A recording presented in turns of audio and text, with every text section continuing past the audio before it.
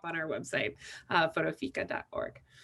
So hello and welcome, and thank you for joining us today.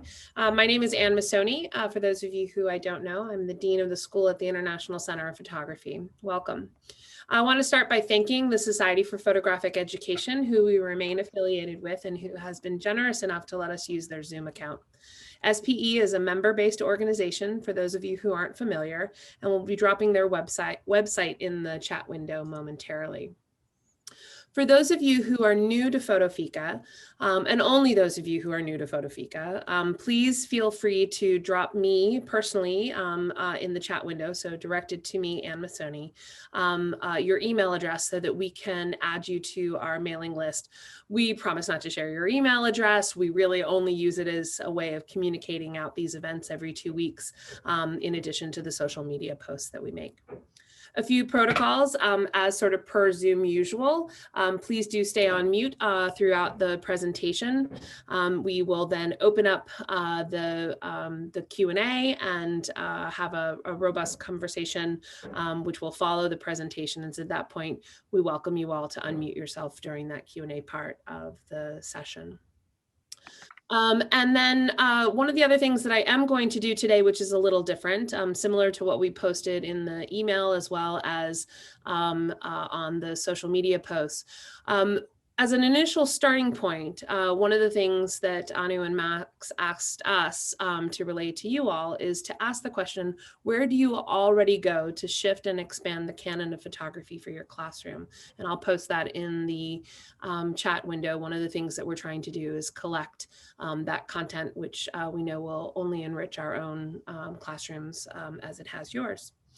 And then, as I say every week, we are establishing the way to move forward in this shifting time, and we can do that together. So welcome and thank you all for being here. John, over to you. Hey, everybody. My name is John Fryer. I'm an associate professor of cross-disciplinary media in the Department of Photo and Film at Virginia Commonwealth University. And one of the things, I put a few links into the chat. One of them is to SPE, the Society for Photographic Education, and SPE is starting a almost every other week we're doing programming. So I sent a link to the events programming link. And so I would encourage you to check out the things that are upcoming. FotoFika is one of the programs that we're doing every other week, and then there'll be lecture series and panels and portfolio reviews. So that's something to check out.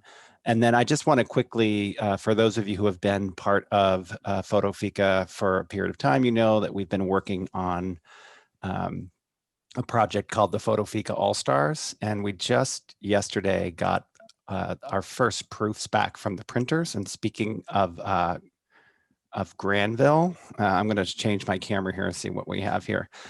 So they just came in the mail, and we're making an entire set of cards of everyone who's participated. So there'll be 10 decks of 50 cards, so there'll be 500. And these are based on Mike Mandel's original project. In fact, oh look, Granville is right there. So these are baseball cards that represent work that was produced by students during 2020, during the year of 2020. People submitted cards to our site, the 2020 All-Stars, with a little description. And then we had 134 critics and curators and reviewers select All-Star. So Granville is an all-star and was reviewed by Bin Don. And so we have representations of all of the student work. I don't know if it's getting in focus here, sorry. And then each reviewer who wanted to be represented has been represented. Some of the artists are selected as all-stars. Some of them are just people who submitted.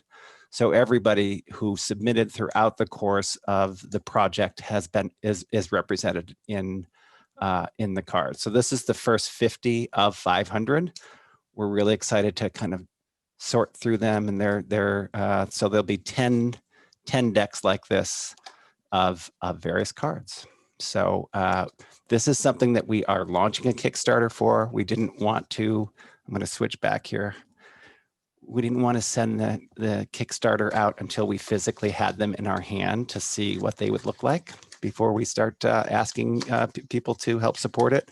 But one of the goals of the way that we're distributing these is the Kickstarter will fund a deck for each of the people who participated.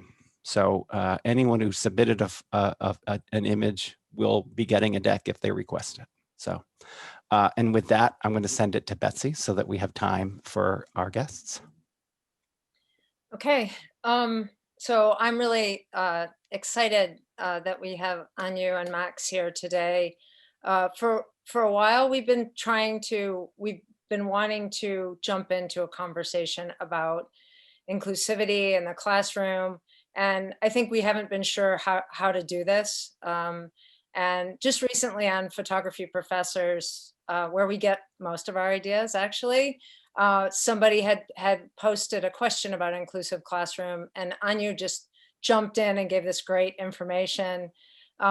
So because she's a FotoFika person, we reached out, and she was very graciously willing to come, and she suggested that we include Max. So we had a great conversation. I mean, I think it was a great conversation this Saturday, the 5 of us. And so I'm really excited to have them share what we talked about. I'll just quickly introduce Annu Palakunnathu. I'm sorry, I practiced your name. I'm so embarrassed. Matthew and Matt, Don't worry about it. University of Rhode Island, and Max Kandhola from Trentingham Knott in the UK. And so why don't you guys take it away? Sounds good. I'm just going to share my screen.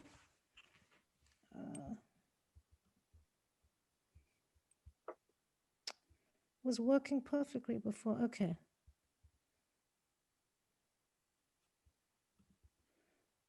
Okay, let's see.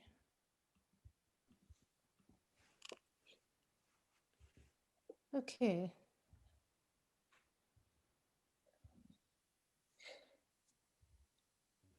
Okay, great. So at the start, I first want to thank Anne, John, and Betsy. Thanks for the invite. And I've been a proud member of SBE for over 20 years. And so I'm happy to do this. So at the start, I just want to say that, you know, not all my materials are perfectly inclusive. I've got a lot of work to do on it. And I just had a very short time to put this presentation together. So a lot of it is from a South Asian perspective. And this is not by any chance a comprehensive list. So we may have some difficult discussions, and so we may have to, trust each other to feel safe about this. And with that in mind, I need you to be really honest and share something that's pretty personal. You may not want to own up to this, but it's important to bring us all together to be able to share. So I'm going to pose a question. A number of you have your screens off, so if you can at least use the reaction button and answer the question, are you wearing pajamas or sweatpants this afternoon? So more seriously, as Anne said, we really would love you to post links of places that you go to try and expand the photography canon. So one of the reasons I invited Max is about 6 months ago, both of us were on Facebook. Every time there was a question about suggested artists, we would try to suggest minority artists. And it was just the usual suspects that were always being suggested. And we started this back channel discussion about how frustrating it was and how annoying it was. And so we both kind of stopped posting because of that. So when this opportunity came up to do this presentation, I thought Max would be a perfect partner to do this with, also because he's going to bring the student perspective into the discussion. So when about 20 years ago, I met my stepdaughter, who's now 28.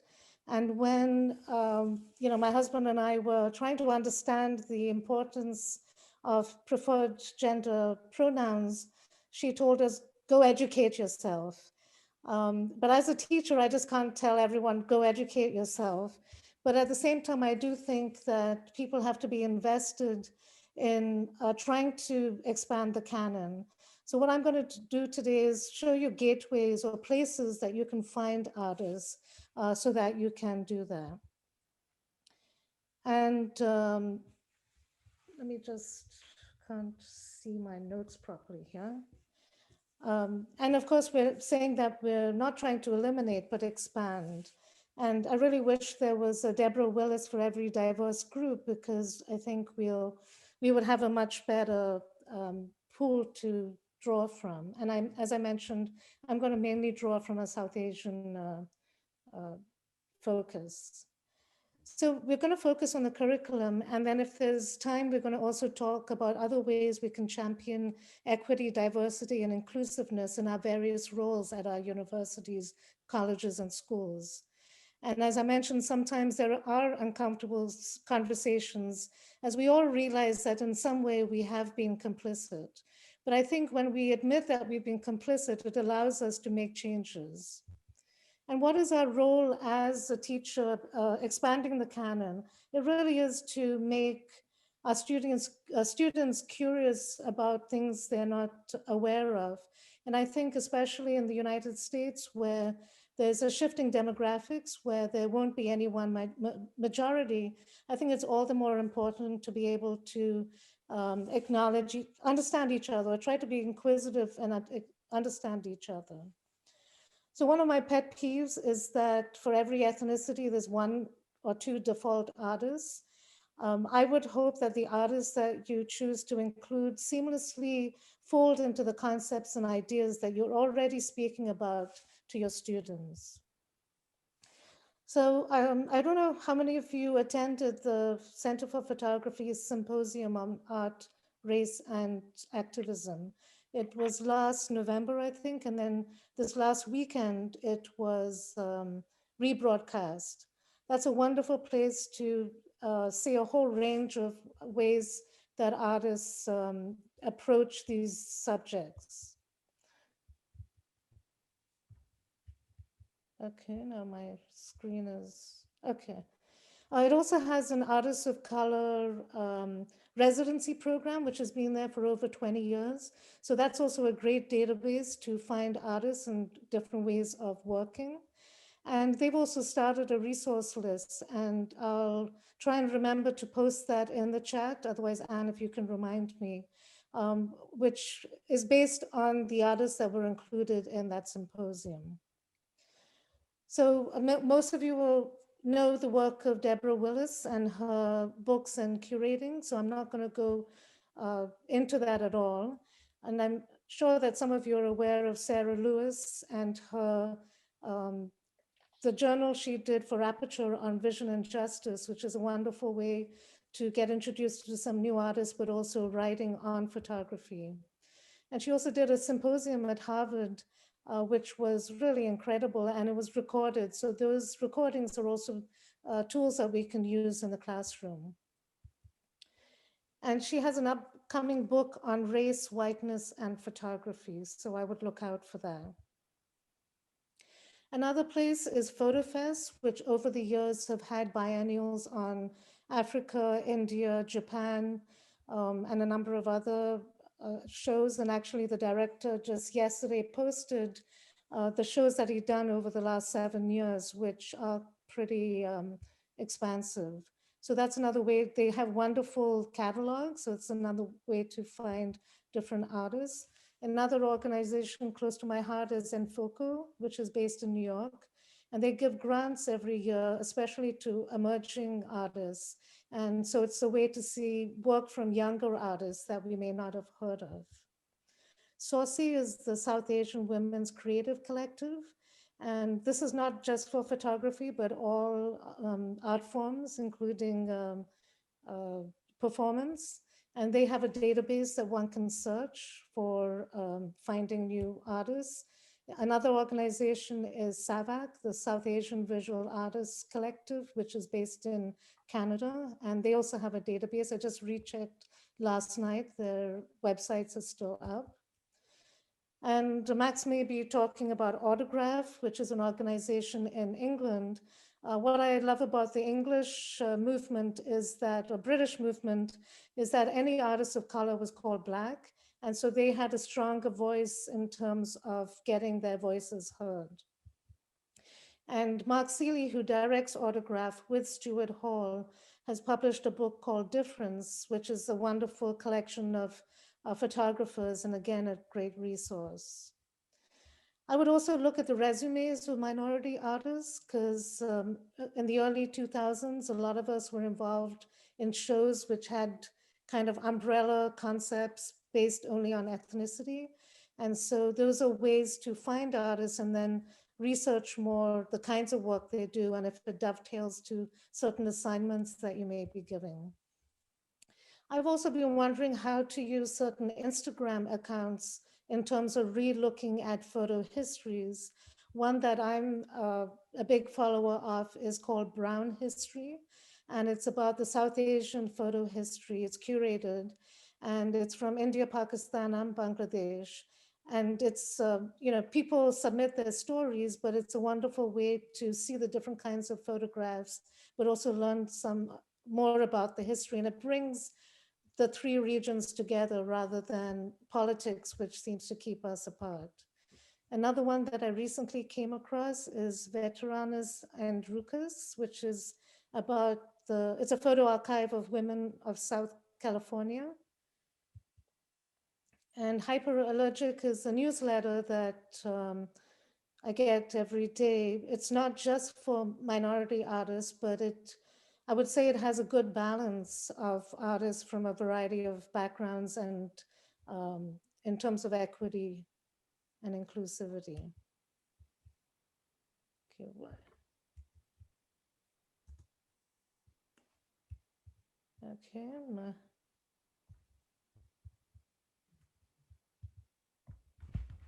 having a problem here.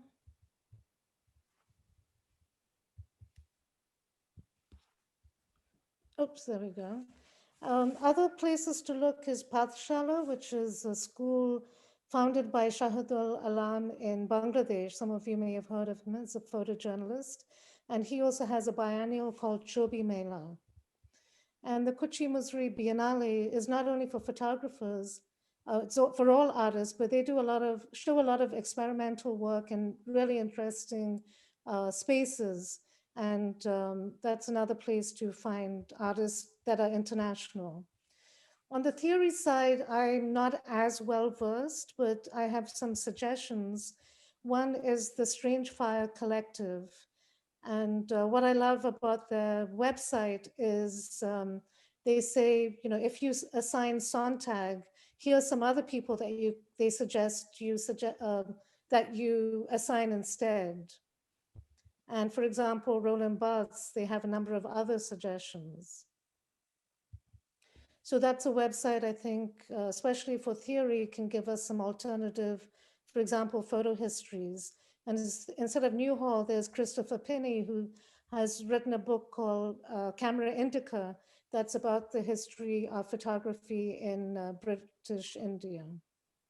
And he has another book that's listed here too. Another critic I would mention is Aruna de Souza, who's recently brought out a book called Whitewalling, Art, Race, and Protest in 3 Acts. What I also like about her is that if you follow her on Facebook, I think she must be on Twitter too, she's pretty outspoken, and I may not agree with everything she says, but I like the way that she opens my perspective and my mind to other ways of thinking in terms of the art world. I'm going to give a plug to a book that's just coming out from Duke University by Dr. Bhakirathi Mani, who's from Swarthmore College. She's written a book on 3 diasporic South Asian artists. 2 of them are photographers. One of them is me. And she's got a very interesting way of looking at exhibitions and also looking at the artwork from she's an English professor, so her perspective is slightly different. And she's actually giving a presentation at URI on March 16th. If you're interested, email me. I have never had it hang up like this. Oh, there we go. And I also wanted to mention the book by Elizabeth Ferreira, which just came out, called Latinx Photography in the United States. She just gave a wonderful talk last week at the Whitney. And this, I think, is a wonderful book to reference for Latinx photography.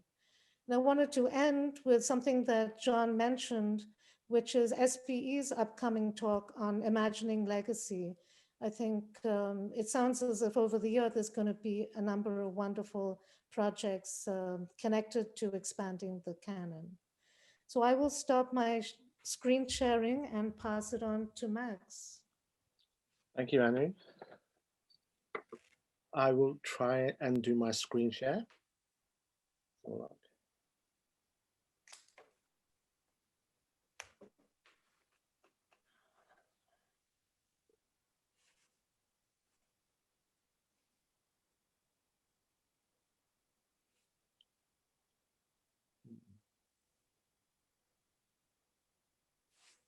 That's why in an emergency I sent it to you, John. Just Yeah, and I'm happy to share it. So give me give me a second, and you can just tell me to move the slide, and I'm happy to do so.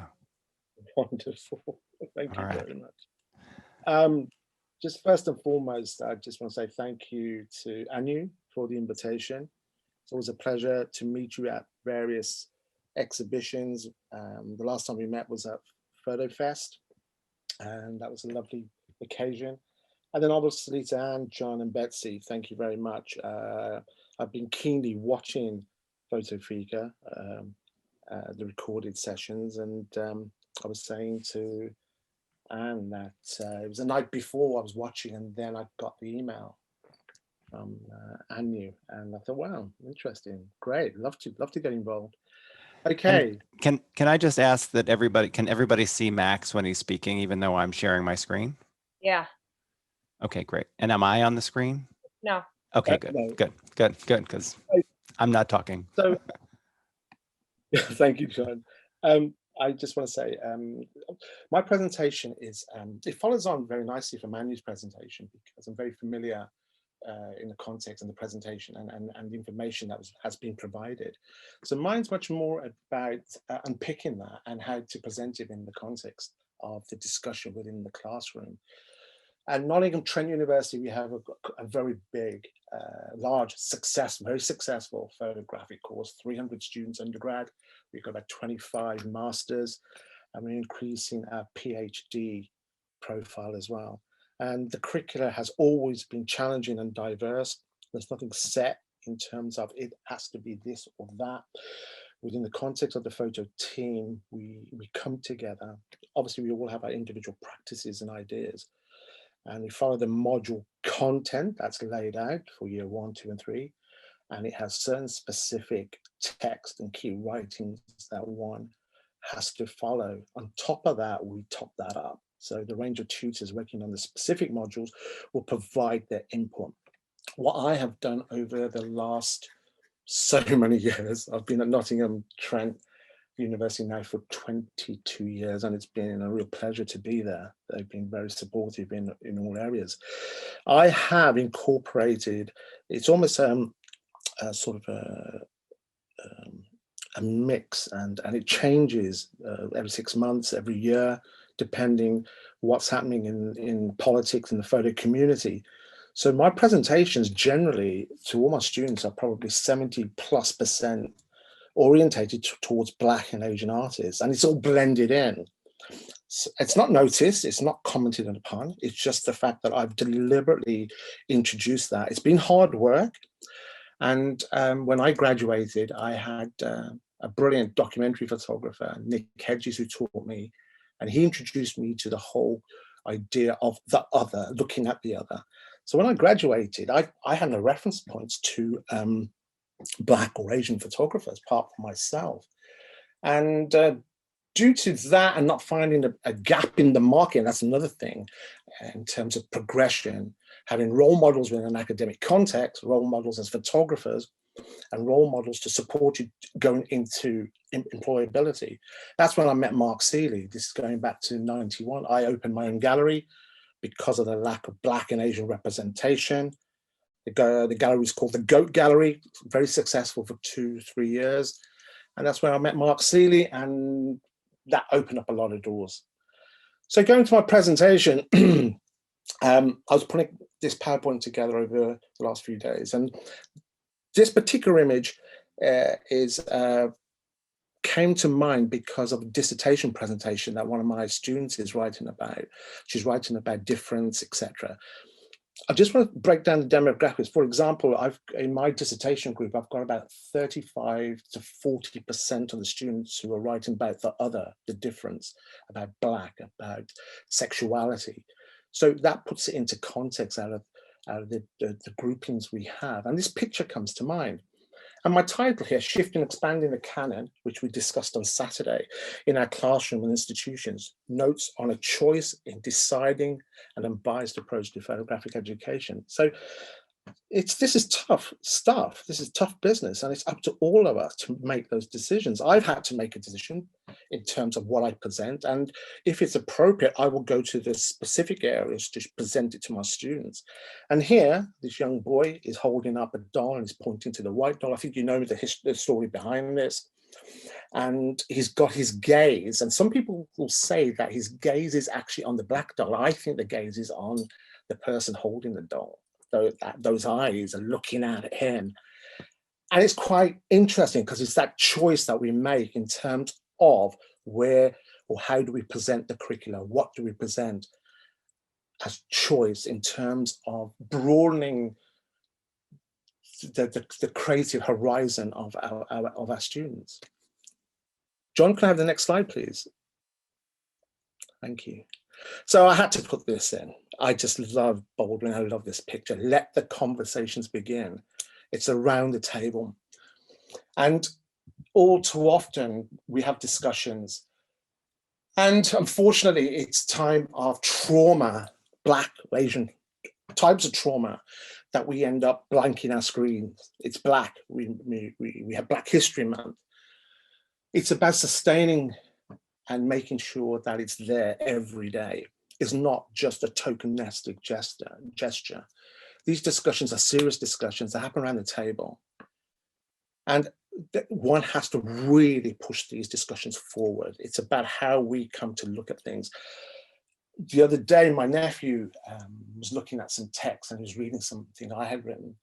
He works for Save the Children, and they're looking at the way they present to clients and when they go overseas to do work, and the language that is used in terms of describing, for example, the land, fieldwork, landscape. And these words are really quite embedded within a colonial context. And when I look at the writing and how I see things, and I'm sure I fall into that situation. So the conversation and the critic is very important. I have to do lots of research about who are the young and up and coming photographers. Across the board, Black, green, white, doesn't really matter. Who are the photographers really making the statements? Could I have the next slide, John? So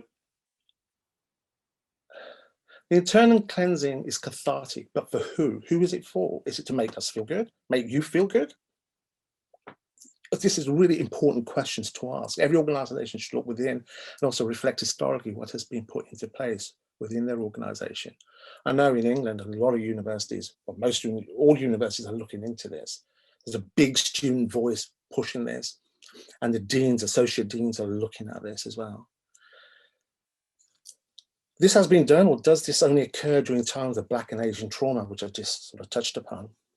This is not cancel culture. It is reflecting upon decisions that have been poorly managed and with possibly little advice or expertise from specific communities that one is now rushing to put into place as representatives on their boards and panels. I spoke about cancel culture over the weekend, and I'm really strongly support the fact that we shouldn't be looking at that. We should be looking at everything that's been presented, the various writings, the photography that I grew up on. I was looking at Bill Brandt, Avedon. I remember I couldn't leave Bruce Davison's work alone. It was just so inspiring. The stuff he did in New York, just love the stuff and the gang work.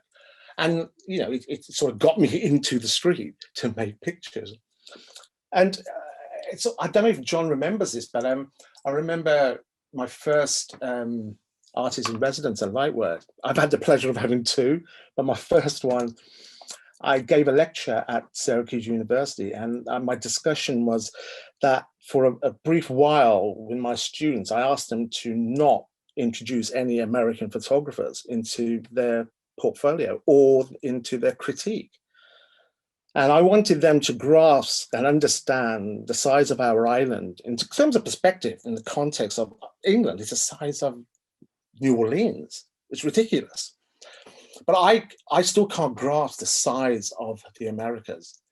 But for them to bring to me, and the top 4 or 5 photographers they bring, they're all American. I'm like, really? What about all the Brits? You know, what are the Brit photographers doing, or the Europeans? Think about the context, and also how we work when looking at our small plots of land compared to the vast arena of the Americas. So it's all about context. It's all about the appropriateness of something. My students do bring a list of American, Indian, Black, etc. photographers from all across the world, which is not a problem.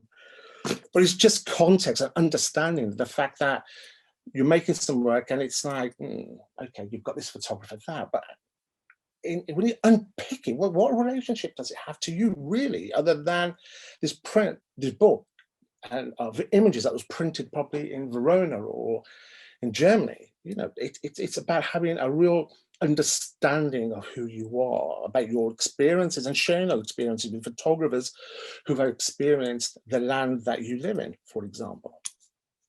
Can I have the next slide, please, John? So what I've done here, and the next slide, I've highlighted the transitional process I go through of the photographers I look at. The ones that are in bold are Black Asian photographers. The ones who are not are other, I'll call them the other photographers. And I've got the utmost respect for every photographer I research, and most, if not all, the photographers on the list I'm familiar with and know their work. I think as photo discourses are moving forward, it's exciting to see more people engaging with the practice. I think we really need to up the ante in terms of how we source photographers. Why are we sourcing these people? Why do we want them to be part of our curricula? It's not just looking at the photographic work on the page. It goes beyond that. It's lifestyles, it's histories, it's stories. Look at what we've been through in the last 12 months. It's ridiculous. How are those stories are going to be told? So, for example, here, Franklin Rogers. I met Franklin at Autograph, the Association of Black Photographers, over 20 years ago. Brilliant portrait photographer. Shaila Kumari Bowman has got this amazing installation at the Tate. It's a stunning piece of work.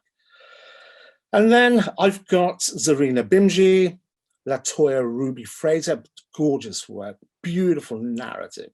And then Raymond Meeks. I came across Raymond Meeks' light work. He did his residency, brief conversation just to understand what he was trying to do. And my students really enjoy engaging with that isolated sort of reflective process he has.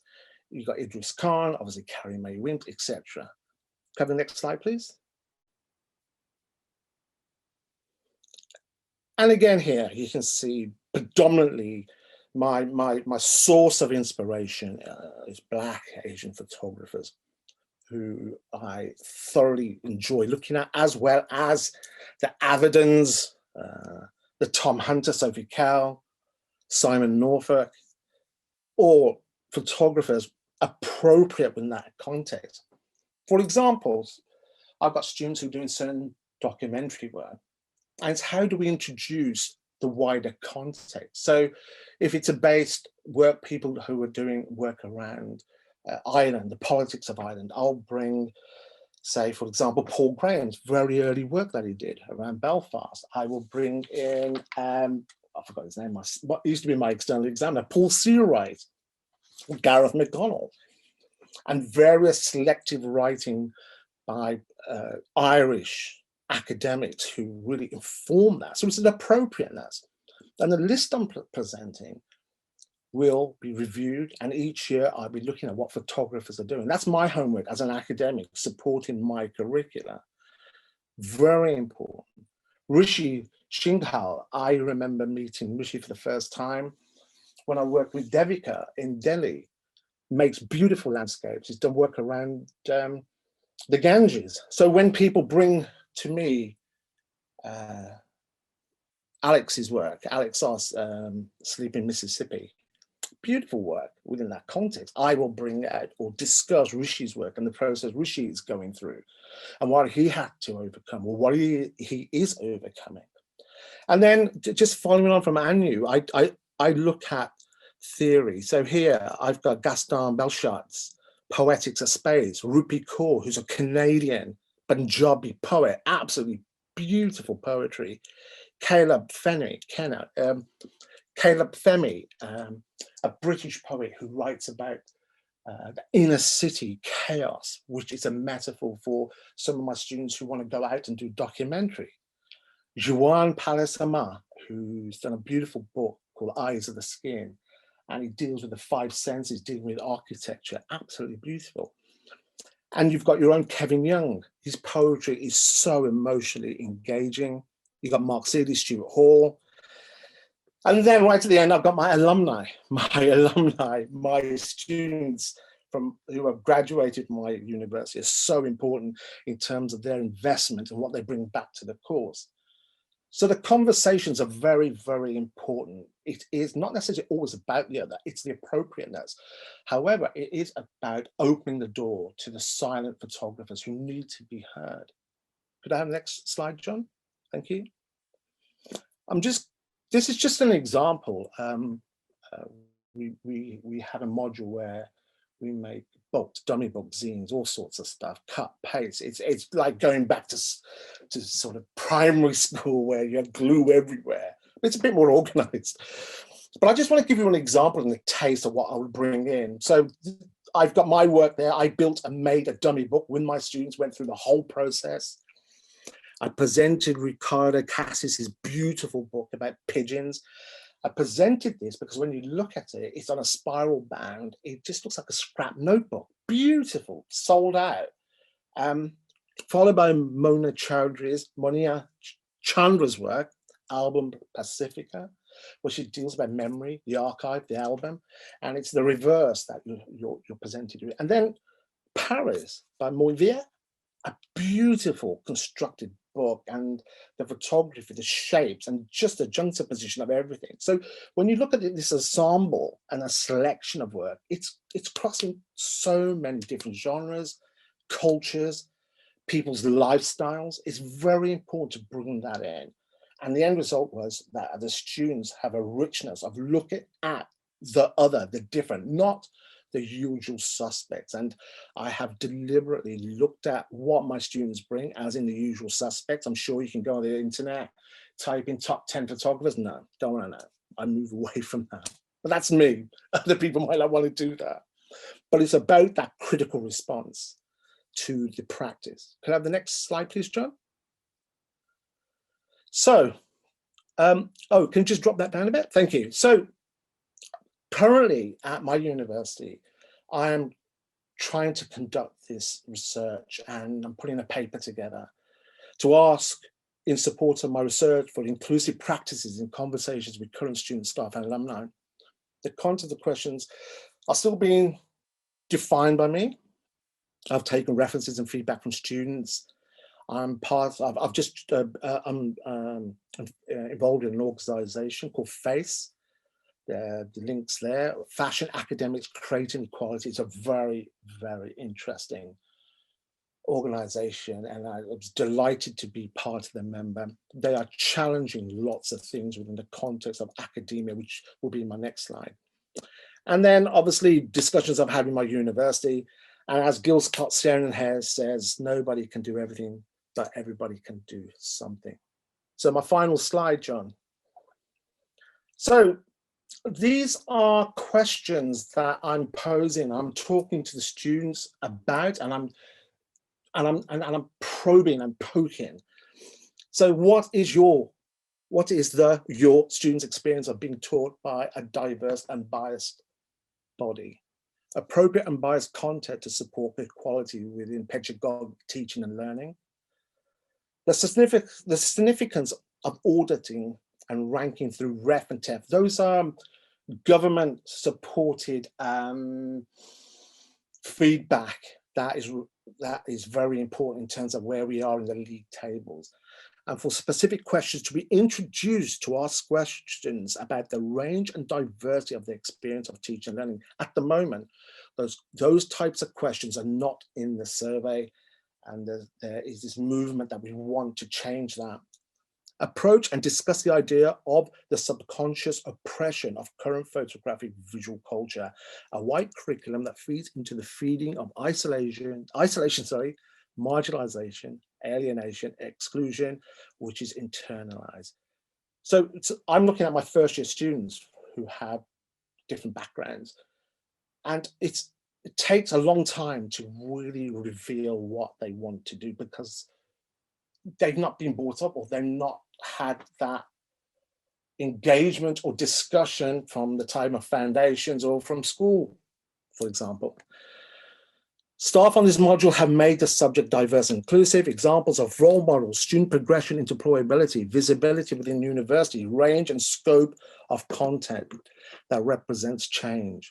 Overall, the module provided me with a range of opportunities to develop diverse, inclusive ideas.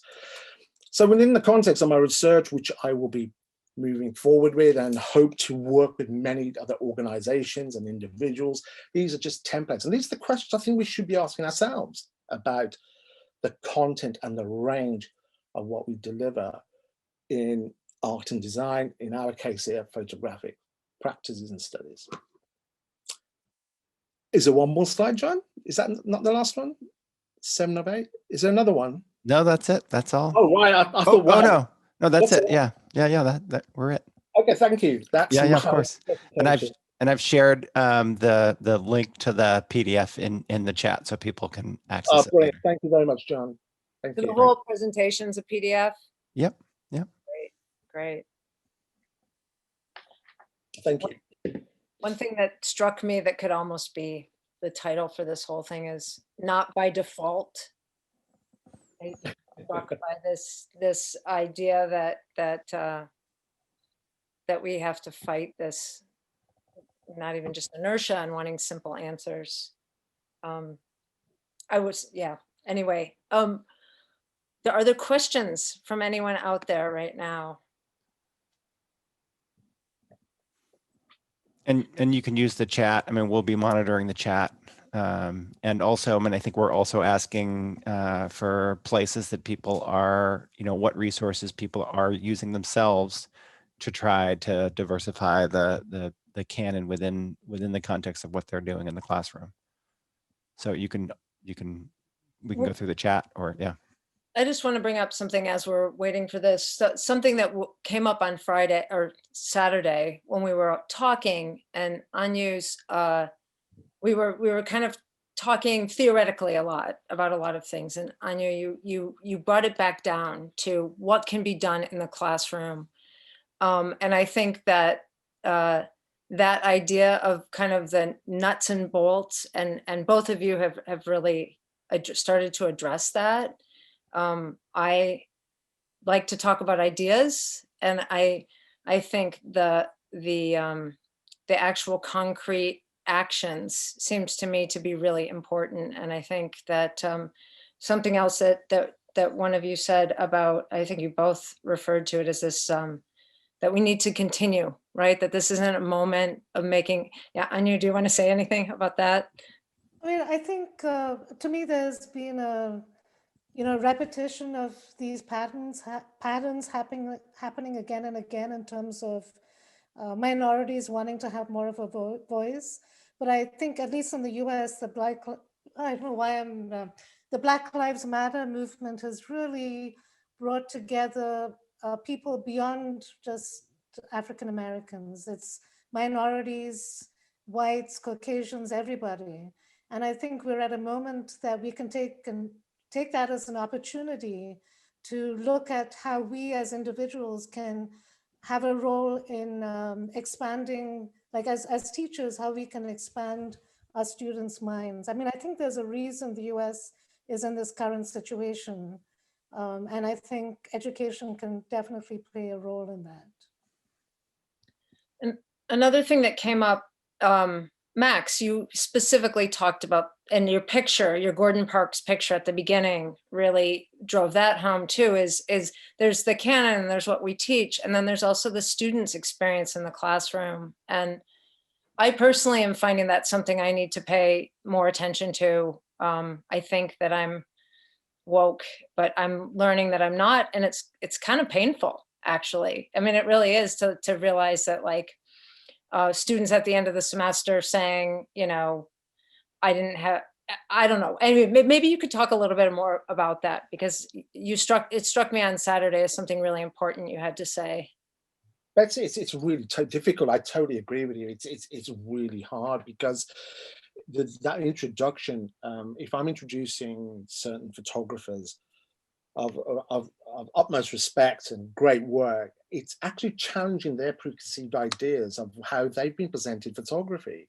So if they come to a curriculum and suddenly they come across who's this Max guy, and suddenly the work is 70, say 50, 60, 70% non-white, however, still as critical and on the level of any other photographer, dealing with the specifics of what they have to achieve within the module, I think that's fine. However, it's for students to actually have the confidence that, well, actually, I've not seen this work.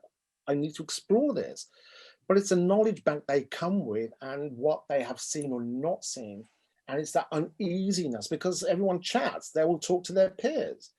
What are you looking at? Oh, I'm looking at so-and-so. I don't want to mention any photographers who are constantly coming up on websites and be disrespectful, but it's actually ingraining that trust to look at, for example, Drew Manotra, who did this beautiful work called Sleepers. I remember doing a portfolio of his work, portfolio review in 2009 when I was at Photoing with Devika. He had 400 odd pictures, we edited them down, and he had this beautiful body of work of these people randomly just sleeping around Mumbai. Beautiful nighttime photography. How, the skill behind it. I think his first degree was in economics or something. So, he comes with the package of understanding about politics, economy, etc. And then you've got these people just sleeping, and you present that and you try and articulate that and present it with other works. So it's a combination. And I think that's really hard at the beginning to gain the trust that we are presenting work and this work is of absolute value, of consequences. So I've always found it difficult to introduce photographers who are not on the curricula, that I want to be on the curricula. But I would also add, I don't think it's only the responsibility of faculty of color to introduce our students to that kind of work. It's really the responsibility of all faculty. Yeah. And I think that's something new. That should be a good thing, right? I mean, it should be, and that's something we white faculty should understand, that is our job too, I think. But it's a lot of work. And so, I'm thinking of that maybe our administration should create incentives for faculty to diversify their curriculum, because this is a lot of work to do. To be fair, not to toot the horn of one of my institutions, but I fill out my annual review for Arizona State, and they actually had a section of what you've done, although it included also what readings have you done lately, what self-study. It felt a little soft to me, but I thought, a year ago, that would be kind of unimaginable, that would be part of your annual review. I mean, Well, as one of the administrators in the room, it's actually, it is currently the audit that I am putting together for our faculty as an assessment process of what are you doing? Who are you looking at? How are you expanding it? I know for myself as a student learning photography when it was, 99.9% male and white male in terms of who you learned about, it was radical to be exposed to female photographers who were making work and who were making work that was, considered on par. And then to be exposed to female artists who were making work that was like your own. And that to me was enough of an indicator that my classroom could function in the same way for the students, regardless of what their background was. And it is work. It does require that you do the research. It does require that you go and find the artists for the students. But I think, as we talked about on Saturday, if we do that work, then we have provided the first step for our students also to be inquisitive, also to go looking for artists that look like them and who have similar backgrounds. And that then expands the canon even further. And to me, that's the part that, as educators, we do actually have the responsibility of. It is our responsibility to stay engaged with our discipline so that our students have the opportunity to further it even more than we will. And so I really think it's commendable that you put together that database. And but I feel as if there's like so many databases floating around there. So, we talked about this on Saturday. I would love it if a number of people who are on the Zoom had, students who could maybe work on adding to the database, but also adding those keywords, which will make it easier for faculty to find those artists to insert into their slideshows. So Annu is making very public a conversation we had on Saturday, which guarantees that I am now responsible for making that happen. And I'm thrilled to be doing it. So one of my goals over the summer is to gather a set of interns together, hopefully from institutions where you might be, to actually really build out a much more sort of forward-facing database that would be searchable by keywords, searchable by where somebody is from in the world, where they're making images in the world, keywords related to their work, so that we actually can pull up, still life photographers from Ghana and actually have, a list of photographers there, and that we actually have that kind of functionality with that database. So I was used to be the director for the humanities, and we started the New England Humanities Collaborative, where each institution put in, I think it was just about $5,000, but it amounted to about $50,000, which we then gave as grants to faculty. But that attracted the attention of the Mellon Foundation. Yeah. And they initially gave us, I think, $50,000, but now they've given something like $200,000 for this initiative for faculty of color in the humanities. Yeah. So if any of you are faculty at institutions that have had Mellon grants, I think there's funding for this kind of initiative too. Yeah. And I just want to draw again out to everyone who's out there. I mean, I'm starting to think of students, one student in particular, who I think would be really interested in this, and maybe, I don't know, let's just have a FotoFika initiative to work on this. I think this is a great idea.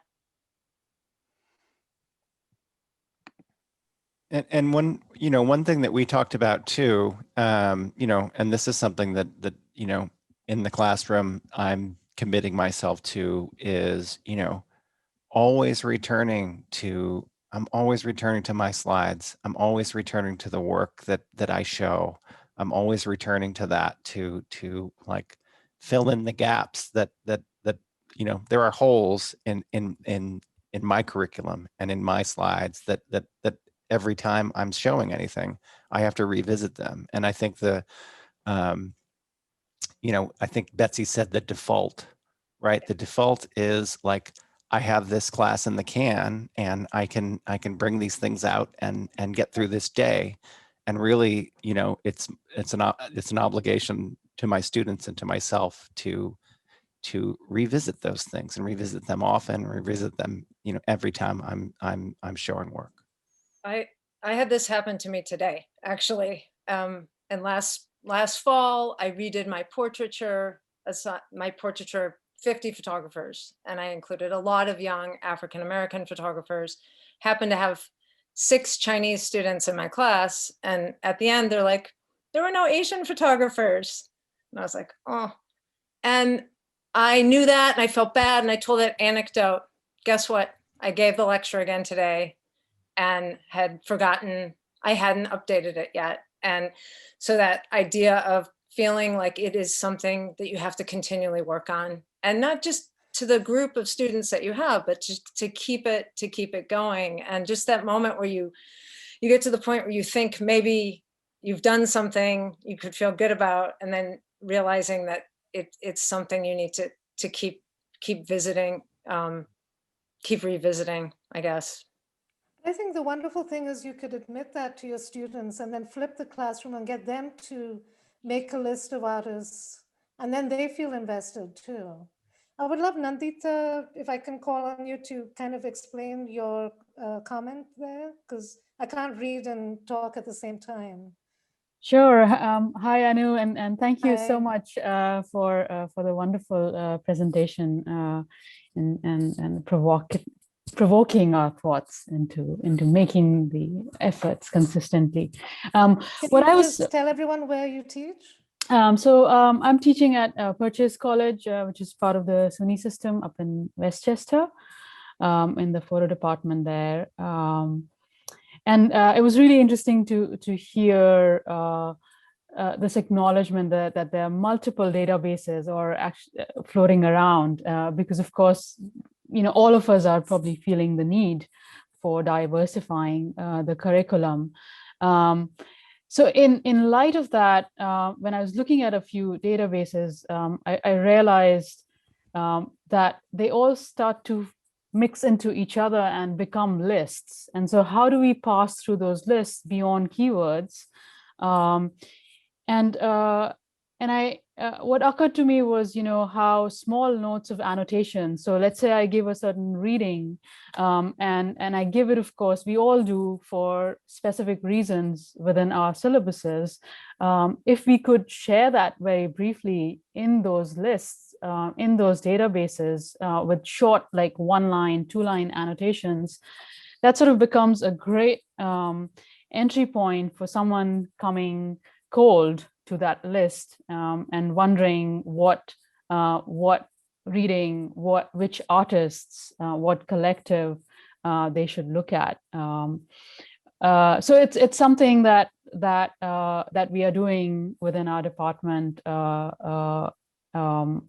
beginning to do this semester, and also wondering how we can actually use the student support and their know-how and actually make it into either a credit or an internship, and use their curiosity and enthusiasm towards it.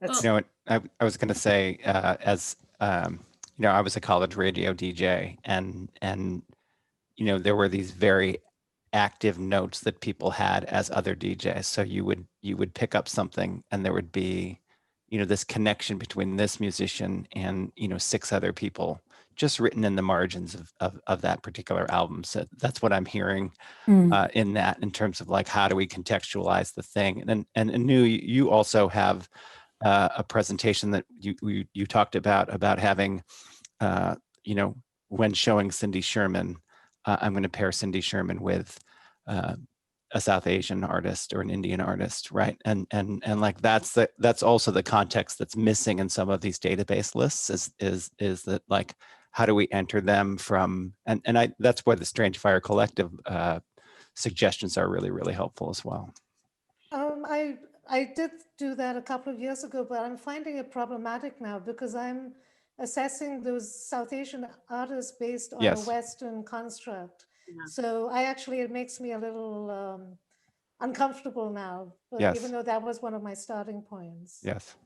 Because it leaves out some other artists. Yes. Yeah, I think it was, I started to do the same a while back, and you just suddenly have to pause and think, well, actually, you need to present them in their own sort of context, their own critique. Yes. They're bringing, and what their experiences are in, say, living in America or India or in England. But it depends about their experiences. And then as a wider discussion, it's almost like who's doing similar things in different parts of the world. Let's all bring it together. So a spoon was invented in another part of the world, but on the other side, it was also invented. Well, how did they come to it? And what was the dialogue? So it's that methodology and approach. But then also, I didn't allude to it, but it's the power, it's the finance in terms of supporting certain artists and how certain artists get from A to B quicker than other artists. And they have the publications, etc. But that's a totally different ballgame. I won't explain. Totally relevant, actually. Yeah, but it's about getting the work seen and doing the rounds and getting the folio and the production, etc. And that's why in one of the notes I put in employability and following alumni out, and where have they gone, what are they doing, how do they get into X, Y, and Z. Very, very important in terms of how that structure fits into all of this. Well, I'm our horrid timekeeper. In that, I know these conversations could go on endlessly. Max, I know we have you from the other side of the pond much later in the evening. I do want to thank our guests for being here. Max, Annu, just really wonderful to have you all here today to hear your perspectives. I think it's a conversation that needs many more sessions to really unpack. But thank you for starting us off today. Yeah. Thank you. Thank you. Thank you very much. Thank you. Thanks. Yeah, thanks everybody. Yes, many more sessions. Yes, many more sessions. Thank you all, and I'll have the chat Q&A with all the listings up on our website in the next few days. Thank you very much. All right, everybody.